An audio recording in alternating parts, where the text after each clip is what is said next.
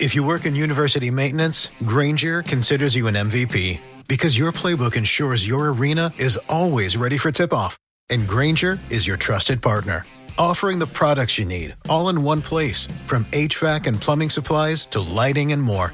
And all delivered with plenty of time left on the clock, so your team always gets the win. Call 1-800-GRANGER, visit Granger.com, or just stop by. Granger, for the ones who get it done. When you manage procurement for multiple facilities, every order matters. But when it's for a hospital system, they matter even more. Grainger gets it and knows there's no time for managing multiple suppliers and no room for shipping delays. That's why Grainger offers millions of products in fast, dependable delivery, so you can keep your facility stocked, safe, and running smoothly. Call 1-800-GRAINGER, click Grainger.com, or just stop by. Grainger, for the ones who get it done.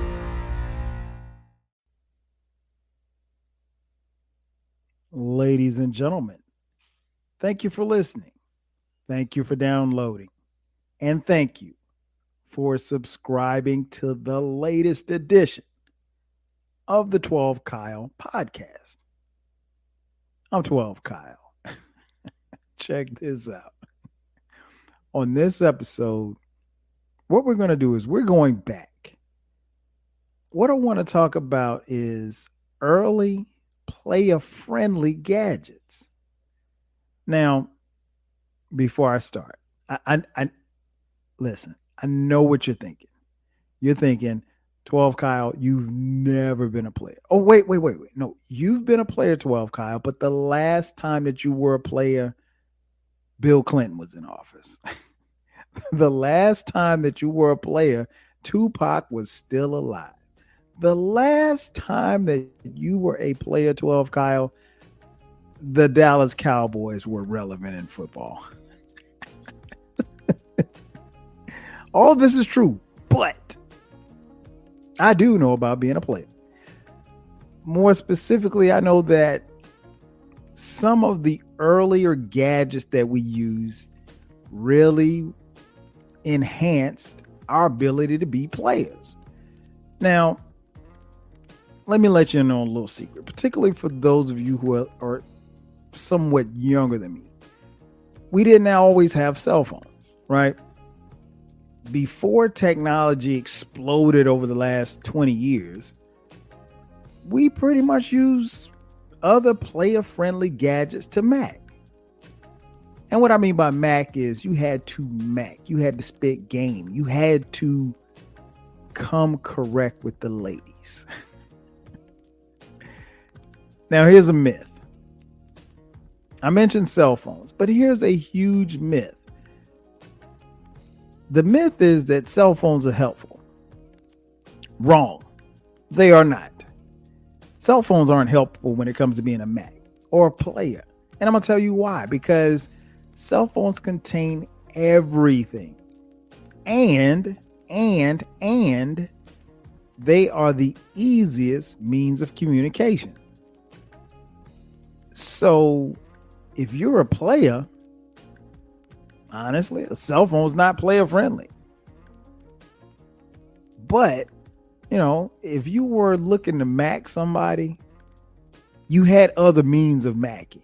And I want to use this time on the podcast to talk about some other ways that we used to Mac. Now, again, you have to exclude me out of this conversation, King Germ, because I've been married since 2000.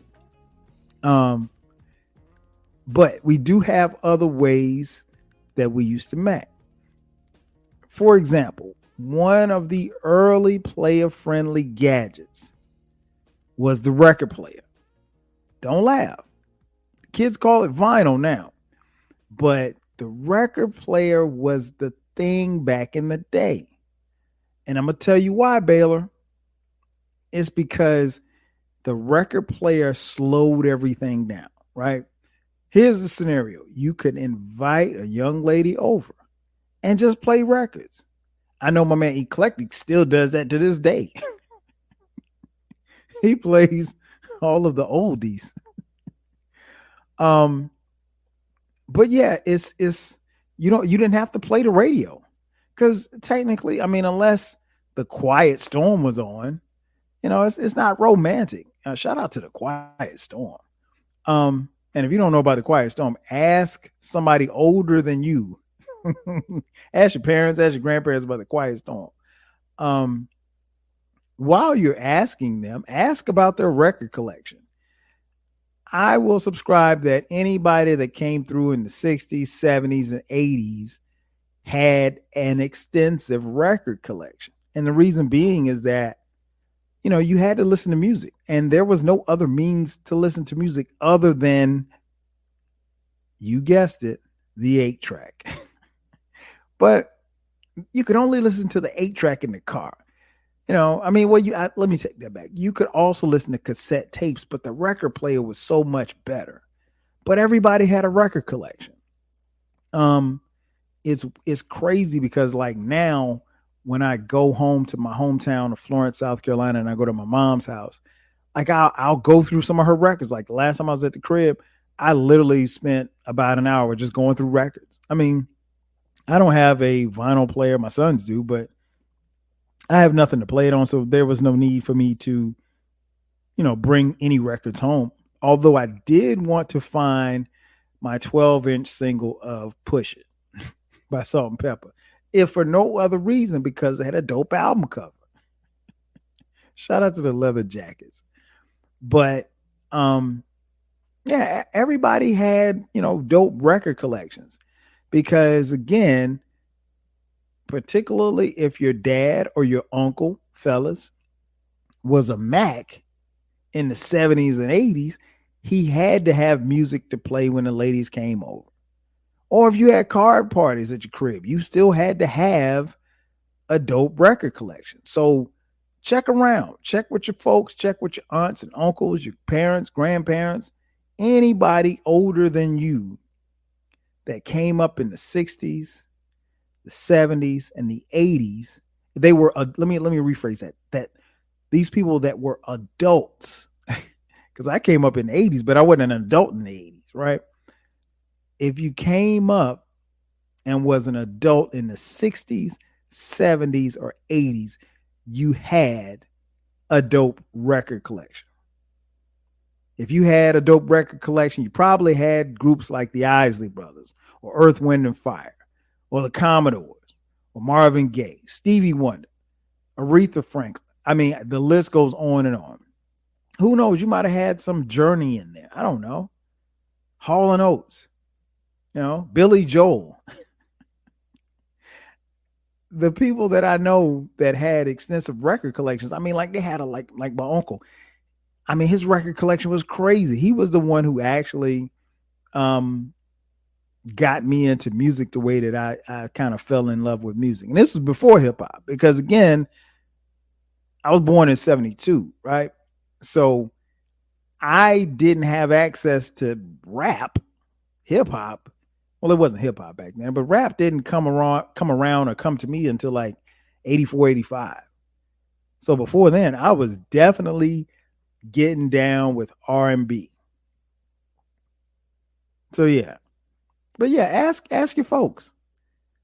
And so if they had the Isley Brothers and Marvin Gaye and, artists like that, one or two things were happening. Either they were macking or they were getting macked. What was another early player-friendly gadget was what I mentioned a little earlier, the cassette tape. That was my era. The cassette tape was dope. Everybody had a dope cassette tape. You would either cassette tape player, you would either record off the radio, or you would, get your own tapes or what have you like that. Shout out to the record press play. Excuse me, record pause play. Getting tongue tied here. Record pause play. That would allow you to record. I used to record a lot of stuff off the radio. And that was like dope to me. It was dope to record off the radio. Now, the thing about recording off the radio is that you had to make sure that you didn't get, whoever was DJing their getting them talking over. You don't want them talking over your songs, because ultimately you wanted to create a tape. So you get a blank tape, or you could do like what I used to do, dub over other tapes, which means record over tapes that you already had. And if you had to, you take like a piece of tape and cover the ends on both at the top of the tape and record over it. Or you could take like, I used to get 2 little small pieces of tissue, stick them in the top and record over it. But yeah, that was my era. That was my middle school era for sure. And what I used to do was make slow jams tapes. And I mean, it was the slow jams, get the draws tape. I mean, I've talked on here a couple of times about how we would make tapes, slow jams, get the draws tapes, and those tapes were epic. I mean, epic. Definitely epic. We would do it all the time. Now, again, you could either make songs off the radio or from another cassette, because soon what came was the dual cassette player. And if you had the dual cassette player, you could actually record from another tape. This was major because, honestly, we didn't have a lot of money.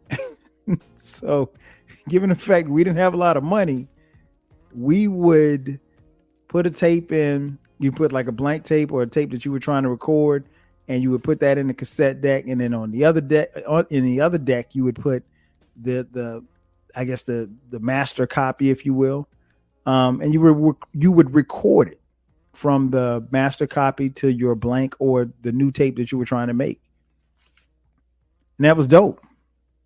And we all did it, and that was really good for macking, if you were macking at home, or if you were macking in the car. But either way, it was good for macking. What else? Player-friendly gadgets. Oh, another early player-friendly gadget was the pager. Okay, kids, pull up a chair. I can tell you exactly how a pager works. Pager really, if you think about it, the pager was the early text message. It was really the early text message. It was the first text message, if you will. Because you would have a number. And like, let's say my number was, I don't know, 777-9311. Shout out to the time. So that's my beeper number. You would send me a beep. Basically, you would go to a phone or a payphone. Shout out to payphones. You would type in my number, 777-9311, and it would send me an electronic beep. I mean, an electronic message, which would beep on my pager. And so my pager would go off. And once the pager goes off, it would contain your number, meaning, okay, hey, you got to call me back at 667-44444. And I do it. Now, for me, because the pager I got, I want to say my first pager was like 1998-ish, 1998. Yeah. 88. 98 was when I got my first pager. I needed quarters. And the reason why I needed quarters was not because the pager cost anything, but I needed quarters because I had to call you back. And if I had to call you back more often than not, because I didn't have a cell phone, I would have to stop at a payphone and call you from a payphone. Now, folks, what a payphone is just that. You would put in a quarter to call someone. So it was not a free call. So if you hit me on the hip, or if I just needed to call you, even if you didn't page me, I would stop at a payphone and I would call you back. That's how you call people when you were out and about. You would use a payphone. Uh, Payphones obviously don't exist anymore. If you see a payphone somewhere, please take a picture of it and send it to me. I know that they no longer exist, but if you live in a city, there may be one just standing somewhere. I don't know. But yeah, pages were dope. And I always had just a regular pager. Like I never graduated to the, two ways.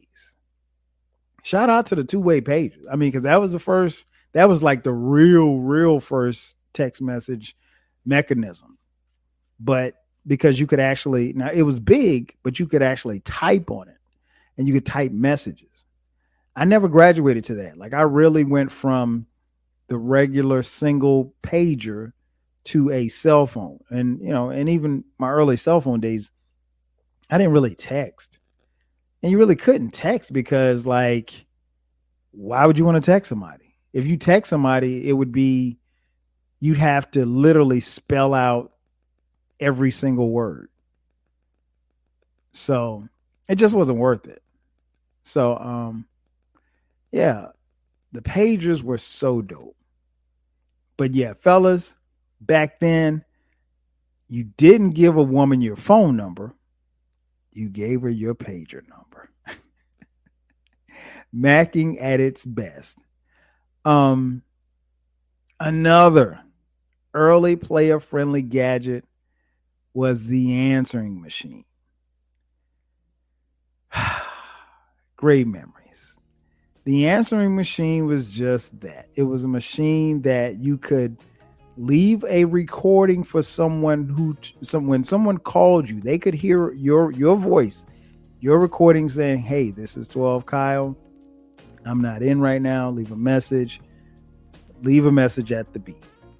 But honestly, Baylor, it didn't sound like that. You know how it sounded. It was more like, "Yeah, what's up? Yo, this is 12 Kyle. You know what to do. At the beat, leave a message and I'll call you back. Peace." I don't know why we did it. And like everybody had their own personalized answer machine, recording. Like nobody had just the regular, "Hey, this is 12 Kyle, call me back." No. Like even my voicemail I never call my cell phone, but my voicemail on my cell phone is whoever the little white lady is. I don't know. I mean, because I've never wanted to leave. I never wanted to personalize my my cell phone answer machine. You know why? Because I had so many years of having a real answering machine. The cell phone, the answering service on your cell phone now, it's me. You call me, so just leave a message. It doesn't even say my name or anything. It just says you reach whatever my phone number is. That's it. I never changed it. Because I went through the answering machine era. Messages were left. And you created your answering machine message based on however you were feeling or whatever. People got creative with it, everything. I loved it. And more often than not, you had a slow jam playing in the background. And that was very necessary for Mac. So yeah, King Germ, I know you know what I'm talking about. Yeah, answer machines, man. Those are good times. I miss the answering machine days, but most definitely the answering machine was a player-friendly gadget. What else? Oh, cannot forget about the caller ID. Now, up until about, 1998, when your phone rang, you had no idea who it was that was calling you. You just answered the phone. Like there was no There was no way of knowing because the caller ID did not exist. So, I mean, just imagine having a phone, particularly those of you who didn't live through this era, but imagine having a phone and the phone rings and you have no idea who it is. You know that they're calling for you, but you have no idea who it is. Yeah, fellas, it was just like that. And I mean, like, you had a choice. If you were a player, and let's say you had a girl at your crib and your other girl was calling you, you couldn't answer the phone because you know what? You had no way of knowing. It could be your other girl calling. It could be your mother calling. That's just how it was, man. The caller ID was a breakthrough. Because it gave players a chance to understand who was calling. And it gave you the opportunity to say, hey, you know what? I'm going to pick that up. Or, hey, I'm not touching that. But yeah, that's just how it was. Like you had no idea who was answering the phone until the phone got picked up. The caller ID would not only give you the name, but the number for who was calling. So, it made it easier to screen your calls. And to be honest, if you were macking, that was a must. You had to screen your calls. Because, I mean, like, if you're a player, you can't get jammed up like that.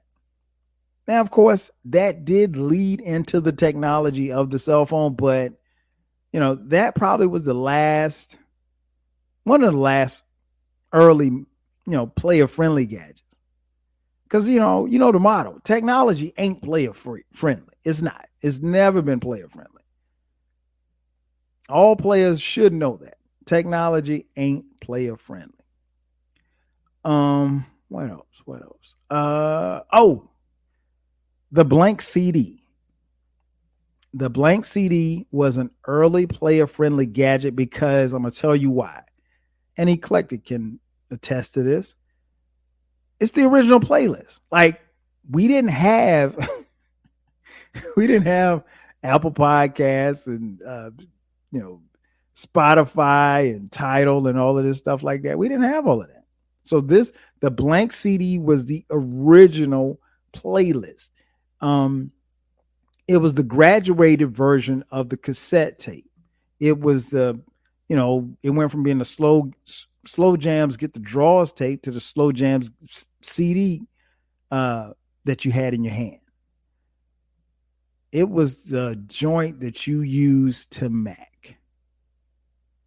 The cool part about it was so player friendly that you could have a CD specifically made for a particular woman or man. It was the joint. So if Carol was coming over, you could make a bunch of songs just for Carol. If Tanya was coming over, you could make a CD just for Tanya. And you know what, fellas? If she really liked the CD and you had the technology, you could actually burn her own copy. Yeah, girl, this is for me and you. Every time I listen to this CD, this reminds me of us. Here, let me give you a copy. Oh, man, good days, man. But yeah, this was the original playlist. Like I said, it was a graduated version from the cassette tape. Because here's the thing about the blank CD. It was a CD. The cassette tape, you had to put it on and just let it play, right? A CD, you weren't bound to play the songs in which they were recorded. So you could play the CD however you wanted to play. You could put it on shuffle. You could put it on repeat. So if you wanted to hear a particular song over and over again, have at it. This was everything. And last but not least, I mentioned a little earlier, it was a player-friendly gadget, but this was the beginning of the end for Mac because technology was really, literally knocking at our door, and that was the two-way pager. The two-way pager, it was big. It was a screen that slid out. That was the one where you had, if you were a player, you really had to be very careful because just about anybody could see what you were typing if they got close enough to you. And, I don't really know. Could you lock those things? I'm asking because I don't know. I never had one. So I couldn't even tell you. But yeah, the two-way pages, that was like the last stand. Like after that, cell phones got, really, really popular and everybody got one. And, the thing about it was with the two ways, that was where somebody could probably get in contact with you very quickly. And again, that was kind of like the downfall because up until that, none of these gadgets really could pinpoint where you were or put people in immediate contact with you. That's the thing about the cell phone. Like I could be in Waterloo, Iowa. If you call my cell phone, you can reach me. Like there's no such thing as like, oh, I couldn't get him. You can reach me. If I go to Timbuktu, wherever, is Timbuktu a real place? Is it a real place? Oh, I don't know. But anyway, Timbuktu. If I went to Timbuktu, you could call me, or at the very least, you could send me a text message and I would get it. Yeah. It's not cell phones, they're not player friendly for the players out there. It's not player friendly. But the two-way pages, that was the beginning of the end because we gave up so much, as players. We gave up so much. And we couldn't be players no more. So, it just kind of faded from there. From there, you went to the cell phones, and then you went from I had a flip phone. That was my first phone, a flip phone.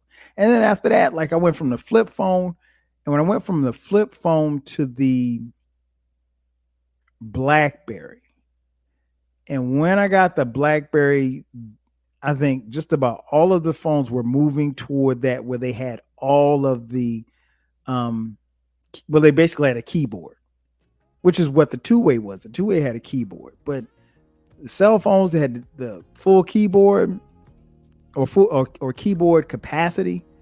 It was a wrap then. By then, everybody had it. And, you couldn't be a player anymore. You either had to turn your chips in or you had to be real careful.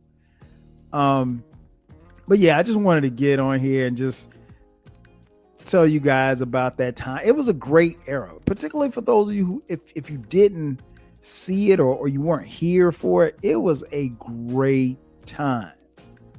Because again, like I said, I said it before and I'll say it again. Technology really ain't player friendly. For those of you players out there, y'all can attest to it. That's why y'all out here locking your cell phones, taking the phone in the shower with you. I mean, yeah, it's not for players now. You might, if you're a player, you really shouldn't even have a cell phone. You should just be, you should let people contact you by pigeon. That's what you should be doing. Of course, again, this is coming from someone who's not a player, who has not been a player forever. I mean, a long time. So, but yeah, I just wanted to kind of get on here and wax poetic about it. If you lived through that era, you know exactly what I'm talking about. You probably were laughing the whole time I was describing this. And if you didn't, you missed a good era. You missed a time where things were a little slower and life probably was a little bit more boring. But what can I say? We loved it. Ladies and gentlemen, that's going to do it for me. Thank you for checking out this edition of the 12 Kyle podcast. Be sure to subscribe to the podcast. The podcast drops each and every Thursday night at midnight.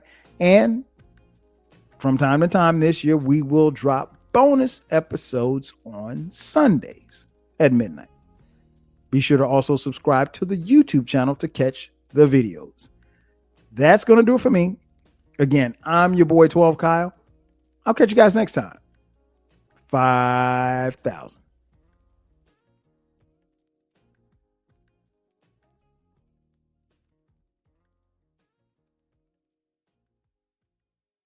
When you manage procurement for multiple facilities, every order matters. But when it's for a hospital system, they matter even more. Grainger gets it and knows there's no time for managing multiple suppliers and no room for shipping delays. That's why Grainger offers millions of products in fast, dependable delivery, so you can keep your facility stocked, safe, and running smoothly. Call 1-800-GRAINGER, click Grainger.com, or just stop by. Grainger, for the ones who get it done. If you work in university maintenance, Grainger considers you an MVP because your playbook ensures your arena is always ready for tip-off. And Grainger is your trusted partner, offering the products you need all in one place, from HVAC and plumbing supplies to lighting and more. And all delivered with plenty of time left on the clock, so your team always gets the win. Call 1-800-GRAINGER, visit Grainger.com, or just stop by. Grainger, for the ones who get it done.